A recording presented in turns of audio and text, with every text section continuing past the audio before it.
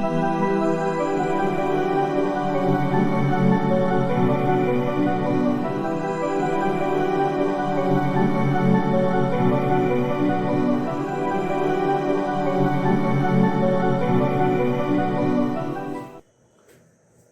मित्रांनो, मी doctor Wasim Mujawar, neurophysician Sangli. आज एक खूप महत्त्वाची चर्चा आपण आज करणार आहे। आजच्या कोविड-19 या आजारामुळे जी परिस्थिती सांगलीची झालेली आहे, एकंदरीत आपल्या राज्याची देशाची जी अवस्था आहे त्याविषयी मला वाटते की थोडं संभाषण आणि थोडंसं एक जनमानसात जी संभ्रमावस्था आहे ती दूर करणं गरजेचं आहे। या दृष्टिकोनातून आज थोडंसं आपण बोलतोय आणि चर्चा करतोय। तर बरीच प्रश्न माझ्याजवळ अनेक रुग्ण करत असतात, त्याचंच मी थोडंसं आज विश्लेषण करणार आहे। तर एक म्हणजे कोविड म्हणजे काय? तर कोविड म्हणजे कोरोना व्हायरस डिझीज। कोविडचा फुल फॉर्म म्हणजे कोरोना व्हायरस डिझीज। तर कोरोना हा असा माहीत असलेलाच व्हायरस आहे, पण थोडंसं आता त्यात काही बदल झालेले आहेत, त्याच्यामुळे याला नोवेल कोरोना व्हायरस म्हणतात। म्हणजे हा एक विषाणू आहे की ज्यात काही बदल झाल्यामुळे हा जास्त घातक झालेला आहे आणि जास्त अवयवांवर, शरीराच्या विविध भागांवर त्याचा परिणाम होतोय, ज्याच्यामुळे सगळेच चक्रावले गेलेत। डॉक्टरांपासून ते वैज्ञानिकांपर्यंत ते रुग्णांपर्यंत सगळ्यांनाच हा त्रासदायक आणि चक्रावून टाकणारा आता सध्या असा काहीसा हा आजार झालेला आहे। आणि त्यामुळे ह्याच्या भरपूर विविध प्रकारचे लक्षणं दिसून येतात, आढळून येतात आणि दररोज याविषयी नवीन नवीन माहिती आम्हाला समजण्यात येते। तर असा हा आजार आहे, हा एका प्रकारचा विषाणू आहे आणि विषाणू हा निर्जीव असतो, तो नष्ट होत नाही। तो जेव्हा शरीरात जातो तेव्हाच त्याचे शरीरावर विविध दुष्परिणाम सुरू होतात, हे समजणं गरजेचं आहे। कुठलेही अघोरी उपाय किंवा घरगुती कसलेही प्रकार करून तो नष्ट होत नाही, तो निर्जीवच आहे, हे समजणं गरजेचं आहे। तर ह्याला म्हणतात कोरोना व्हायरस डिझीज, म्हणजेच कोविड-19 ह्या विषाणूमुळे होणारे विविध आजार। बरं, दुसरा प्रश्न हा की कोविड हा बरा होऊ शकतो का? तर कोविड ह्या आजारावर निश्चितच प्रभावीपणे काही प्रमाणात उपचार करता येतात। एक तर गोष्ट नक्की की पूर्णपणे बरा होऊ शकतो का नाही हे सांगणं थोडंसं कठीण आहे, पण निश्चितच ह्या व्हायरसमुळे शरीरावर होणारे जे दुष्परिणाम आहेत त्याच्यावर निश्चितच थोडीशी कंट्रोल करता येऊ शकतं आणि त्याला आपण त्याचे जे लॉंग टर्म जे इफेक्ट्स आहेत, दूरगामी जे परिणाम होऊ शकतात, त्याच्यापासून सुटका निश्चितच मिळवता येऊ शकते आणि वेळीच जर उपचार केले तर भरपूर त्याचा फरक पडू शकतो। कोविडची लक्षणे काय आहेत? तर कोविड, जसं मी सांगितलं की हा फक्त काय सर्दी ताप खोकला नव्हे, जी एक जनमानसात एक कॉमन एक गैरसमज आहे की हा एक दुसऱ्या एका प्रकारची सर्दी ताप खोकला आहे, असं नाही आहे। तर मेंदूपासून ते शरीराच्या प्रत्येक भागावर, मेंदू, हृदय, फुफ्फुसे, पोट, किडनी, प्रत्येक शरीराच्या भागावर, पार्टवर त्याचा परिणाम होऊ शकतो आणि त्या अनुषंगाने विविध प्रकारची लक्षणे आढळून येतात। तर जर हा कोरोना व्हायरस फक्त घशापुरतात मर्यादित राहिला तर लोकांना सर्दी, खोकला, दम लागणे, घशात खवखवणे असे प्रकार आढळू शकतात। नाकावर परिणाम झाला तर श्वास म्हणजे गंध कमी होणे आणि सुगंध गंध ह्याचं जे जाणीव आहे ते कमी होते। बऱ्याचदा तुम्ही ऐकलं असेल की वास न येणे हा सुद्धा त्याचं एक लक्षण आहे। थंडी वाजून येणे, अशक्तपणा वाटणे, भूक न लागणे, मळमळणे हे सुद्धा बऱ्याच पेशंट्समध्ये आढळून येतं। नजीकच्या काळात माझ्या एका गॅस्ट्रोएंटरोलॉजिस्ट मित्राने सांगितलं की हिकअप्स म्हणजे उचक्या येणे हे सुद्धा एक लक्षण आहे। तर थोडक्यात लक्षणे हे एक मोठा ग्रुप आहे, एक मोठा समूह आहे। त्या पेशंटवर बघून ठरतं की याला कोरोना असू शकतं का नसू शकतं। त्यासाठी तुमचे डॉक्टर निश्चितच तुम्हाला मदत करू शकतात। त्याच प्रकारे जर हृदयावर परिणाम झाला तर हार्ट अटॅक येऊ शकतो। मेंदूवर परिणाम झाल्यास पेशंटला पॅरालिसिसचा अटॅक येणे म्हणजेच लकवा होणे। अशाच प्रकारे बेशुद्ध अवस्थेत जाणे, फिट्स येणे, मेंदूवर ह्या व्हायरसचा परिणाम होऊन एन्केफलायटिस म्हणजे मेंदू ज्वर होणे हे सुद्धा प्रकार होऊ शकतात. फुफ्फुसात जर कोरोना व्हायरस गेला की बरेचसे पेशंट, जवळपास 80% पेशंट हे आपोआपच बरे होतात निसर्ग नियमानुसार. बरेच जण असं विचारतात की एवढे जण फिरतायत त्यांना काय होत नाही, मग आम्ही कशाला ट्रीटमेंट करावी, आम्ही कशाला डॉक्टरांजवळ जावं. तर माझं त्याचं उत्तर असं आहे की समजा एखाद्याला शरीरावर जखम झाली तर हे गरजेचं नाही की ती जखम भरून येण्याकरिता नेहमीच डॉक्टरांकडे जायला हवं, ड्रेसिंग करायला हवं, टीटीचं इंजेक्शन घ्यायला हवं, अँटीबायोटिक्स घ्यायला हवे, टाके टाकायला हवे जर गरज असेल तर. खरं आपण हे सगळे प्रकार का करतो?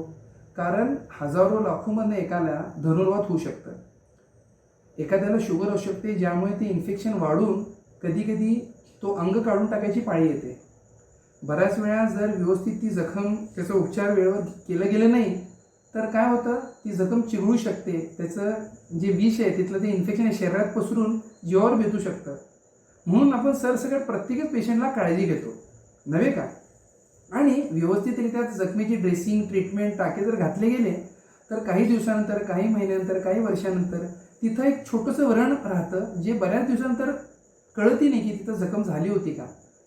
आणि जर त्या जखमेवर व्यवस्थित ट्रीटमेंट घेतली नाही तर तिथली जी त्वचा आहे ते व्रण जास्त म्हणजे ते व्यवस्थित न भरल्यामुळे तिथली त्वचा हे आकसून जाते आणि ते एकदम दिसायला व्यवस्थित दिसत नाही.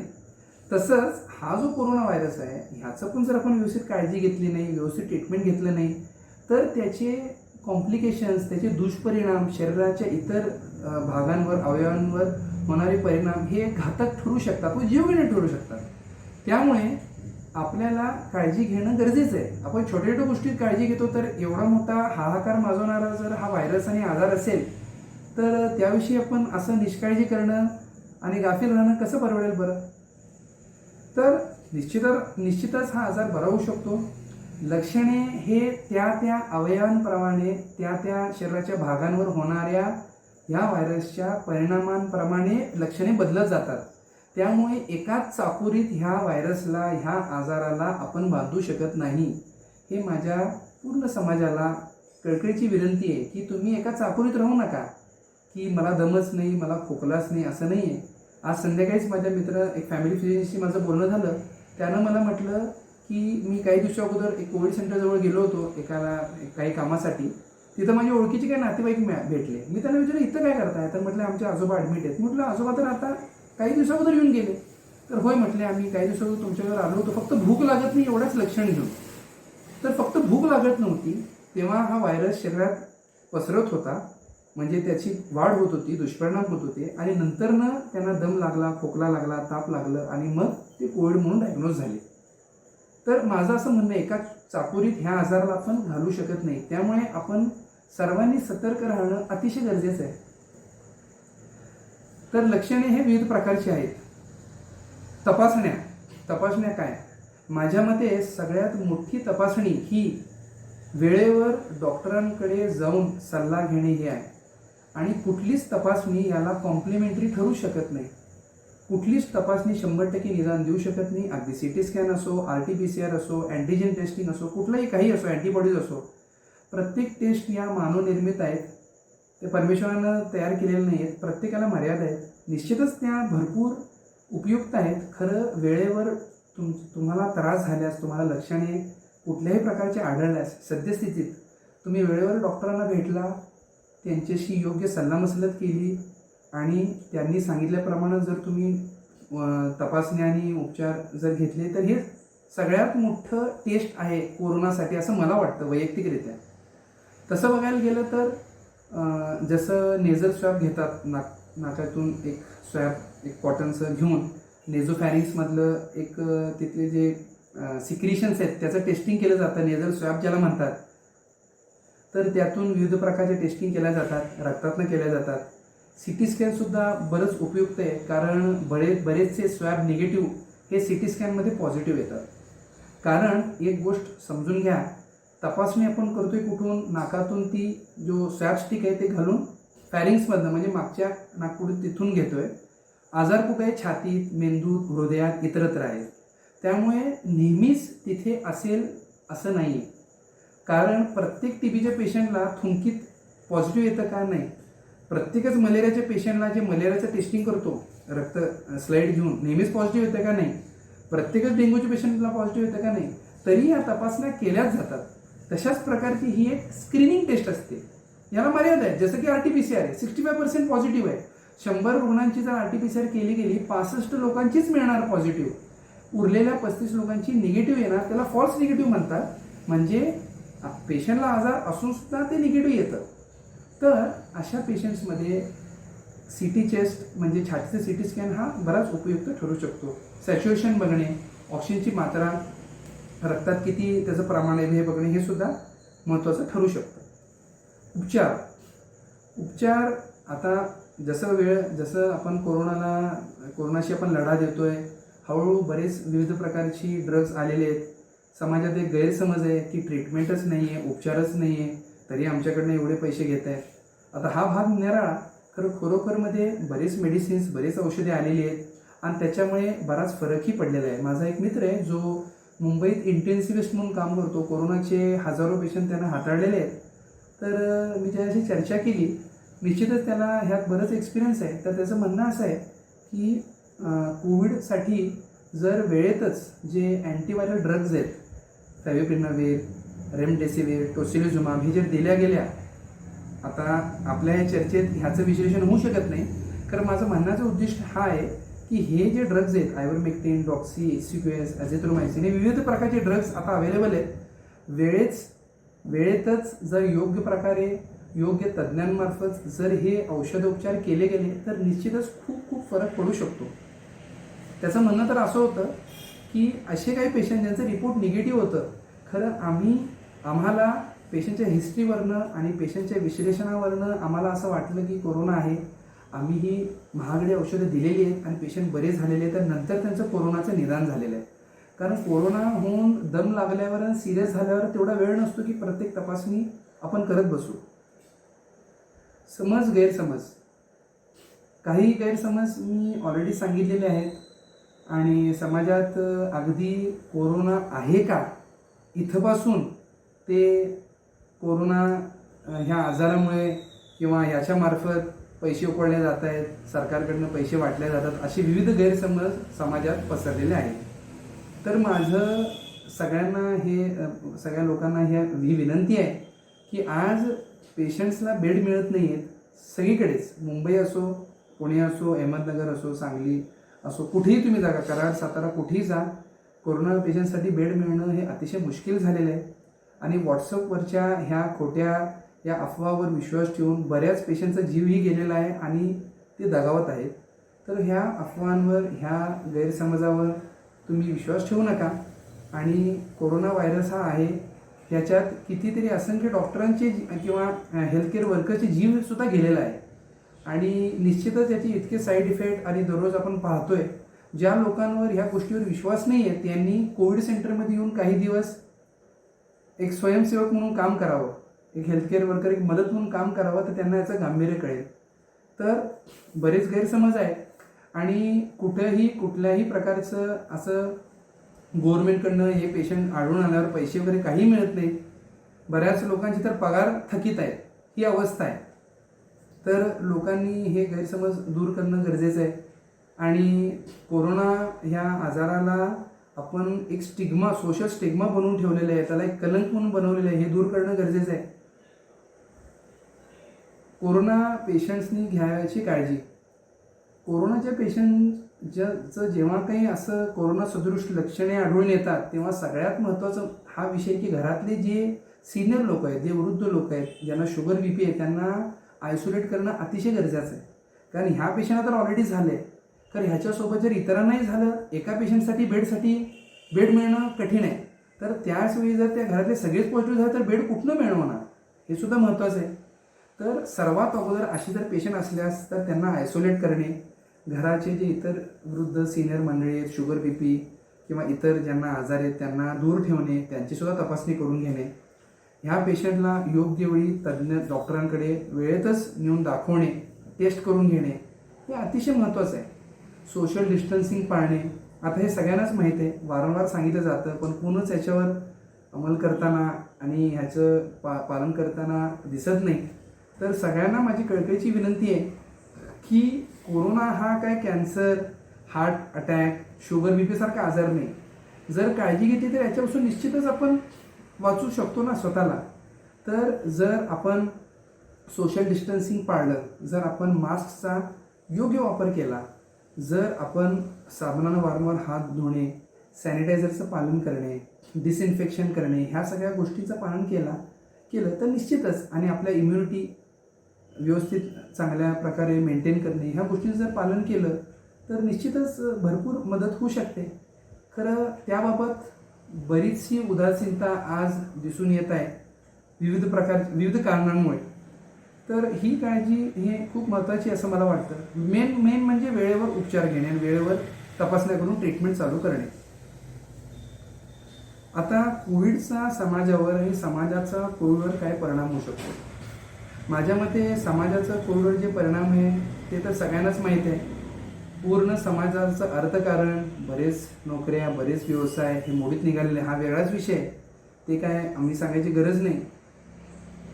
आणि समाजाचा कोविडवर होणारा परिणाम, आज मला असं वाटतं की आपल्या निष्काळजीपणाने, वेळेवर योग्य काळजी न घेण्यामुळे हा जो आजार आहे की ज्याच्यापासून काही राष्ट्रे अजूनही स्वतःला सुरक्षित ठेवू शकली आहेत. किंवा आज जर आपण पाहिलं की मुंबईतसुद्धा कोरोना व्हायरसचा प्रभाव कमी होत चालला आहे.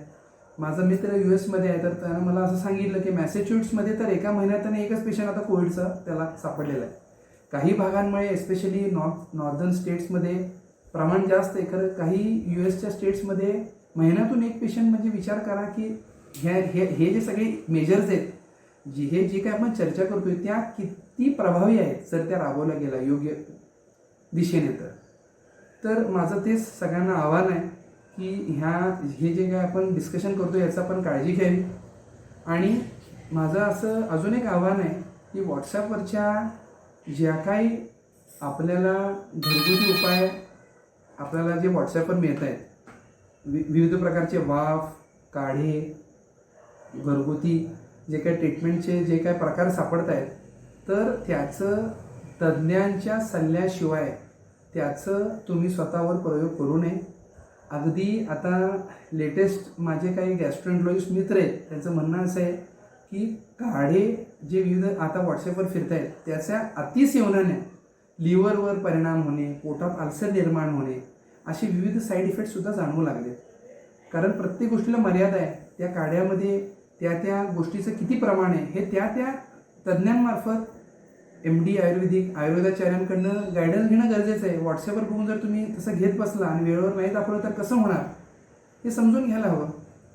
डॉक्टरांना कधी भेटावे, तर अर्थातच लक्षणे आढळल्याबरोबर त्वरित कुठलीही काळजी, कुठलाही गैरसमज, कुठलीही शंका न बाळगता डॉक्टरांना वेळेवर भेटणं गरजेचं आहे.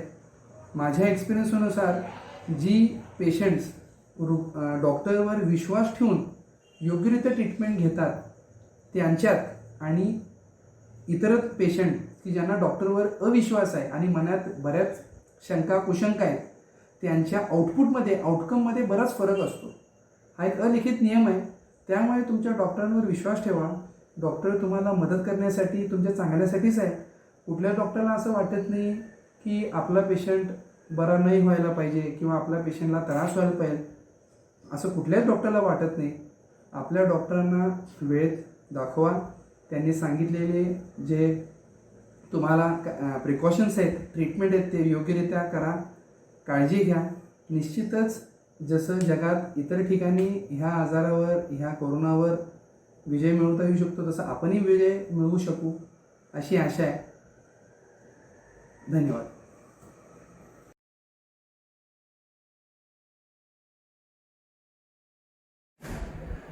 एक अजून गोष्ट सांगू इच्छितो की मास्कच्या वापराबाबत आजकाल पाहायला मिळते की बरेच जण N95 मास्क वापरत नाही आहेत. कापडाचे किंवा इतर विविध वेगवेगळ्या मटेरियलचे मास्क वापरत आहेत. तर एक गोष्ट सांगू इच्छितो की N95 मास्कमुळे स्वतःला आणि आपल्या शेजारील इतर व्यक्तींना प्रोटेक्शन होतं व्हायरसपासून.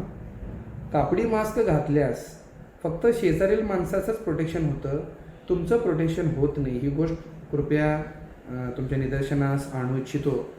100 जण बसलेत, 100 जणांनी जर मास्क घातलं सगळ्यांचंच प्रोटेक्शन होणार आहे. तर 99 जणांनी घातलं, एकानं नाही घातलं तर बाकी इतरांना संसर्ग होण्याचा धोका आहे. त्यामुळे N95 मास्क घालणे हे अतिशय गरजेचं आहे. अजून एक गोष्ट सांगू इच्छितो की आजकालच्या मास्कमध्ये फॅन्सी वॉल घातलेला आहे, तर हा अतिशय हानिकारक आहे. हा वॉल ॲक्च्युली इंडस्ट्रीजमध्ये जे मास्क वापरतात त्यासाठी असतं. त्याचं काम हे असतं की श्वास घेताना त्या वॉलमधनं हवा आत जाते फिल्टर होऊन. बरेचसे वॉल तर फिल्टरही होत नाही, फक्त ते शोसाठी असतं. आणि जेव्हा व्यक्ती श्वास सोडते तेव्हा तो वॉल पेशंटचा जो श्वास आहे तो फिल्टर न करता बाहेर सोडून देतो मास्कमधनं, त्या होलमधनं. तर हे अतिशय डेंजर आहे. ह्या अशा प्रकारामुळे धड स्वतःची पण सुरक्षा नाही आणि धड इतरांची पण सुरक्षा होत नाही. आसपासच्या सगळीकडे जर पेशंट पॉझिटिव्ह असेल तर ते व्हायरसचे कण विखुरले जाऊन संसर्ग होण्याचा धोका असतो, याची काळजी घ्यावी. अजून एक गोष्ट अशी आहे की हा जो मास्क आहे ते बरेच जण असं करतायत की चीनमध्ये घालतायत, म्हणजे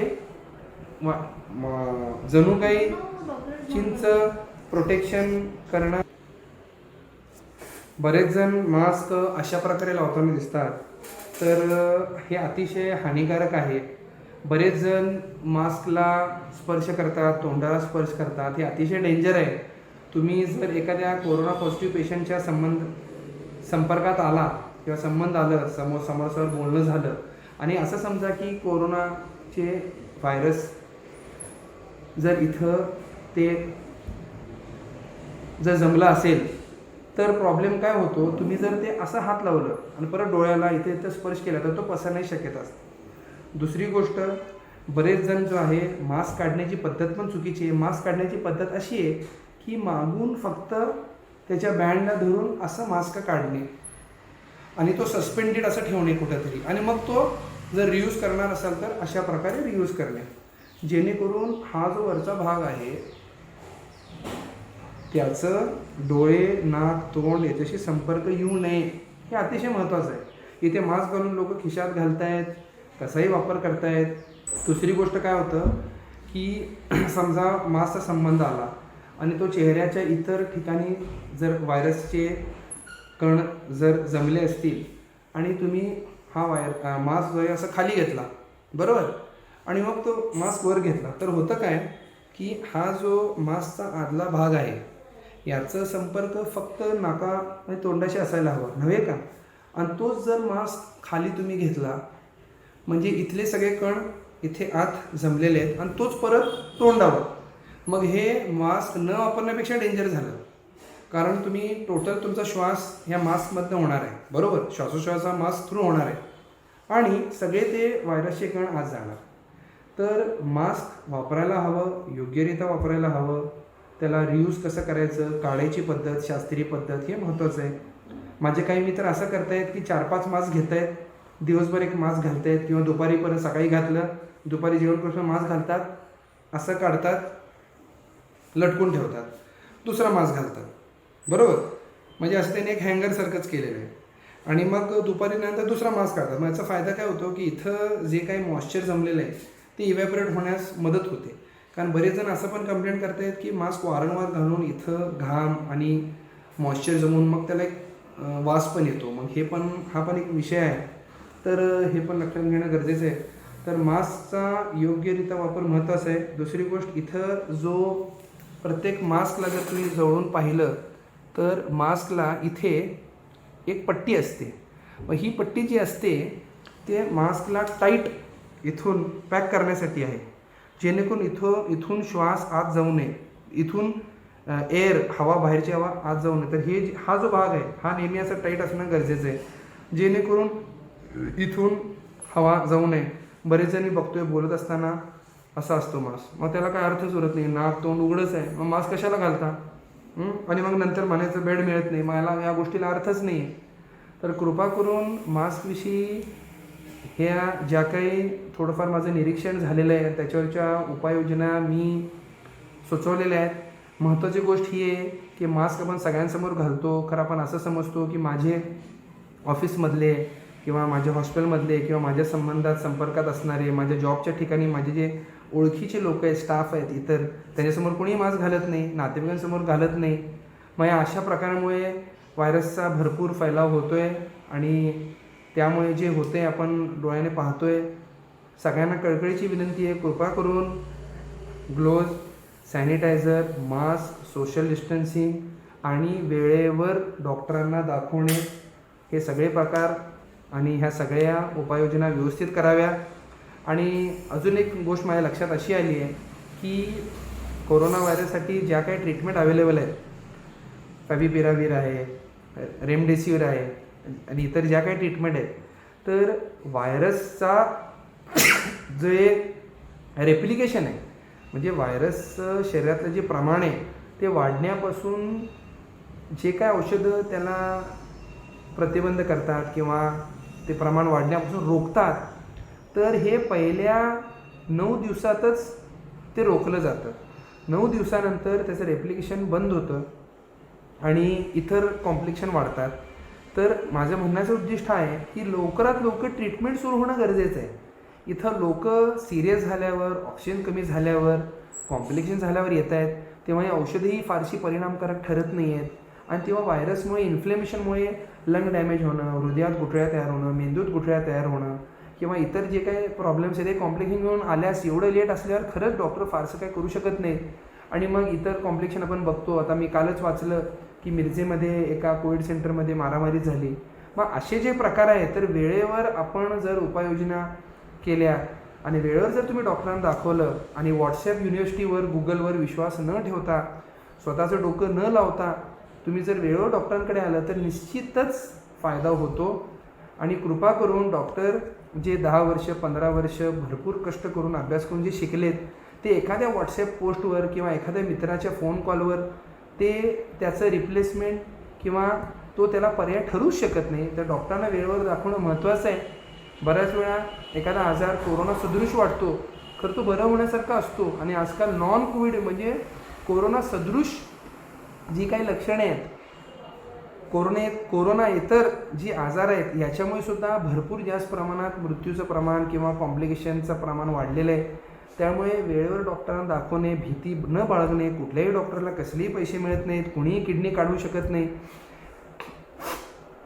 इथं सगळ्यांना माझं एक आवाहन आहे की इमर्जन्सी सर्जरी, रुटीन सर्जरीसुद्धा व्यवस्थित होत नाही आहे आजकाल कोरोनामुळे. आणि किडनी ट्रान्सप्लांट, किडनी काढून घेणे हे तर खूप लांबची गोष्ट आहे. तर ह्या सगळ्या ज्या काही शंका आहेत, हे सगळ्या निराधार आहेत आणि हे गैरसमज आहेत, हे सगळं डोक्यातनं काढणं गरजेचं आहे. तर वेळेवर तुम्ही दाखवा. Mask, social distancing, sanitiser, gloves ह्या सगळे जे प्रकार आहेत हे व्यवस्थित कराव्यात.